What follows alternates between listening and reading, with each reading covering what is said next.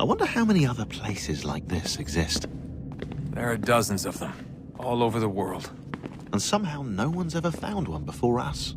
I don't think that's true. Oh? When I was at Abstergo, Vidic talked about silencing discoveries made by non-Templars. And I'm sure Abstergo has dug up plenty. The things they must know. Regretting throwing in with us? No. Just looking forward to when we can finally trounce those bastards so I can dive into their archives. Oh, I think I found a lead on another power source. Later, Desmond. I'm in the middle of something very important right now.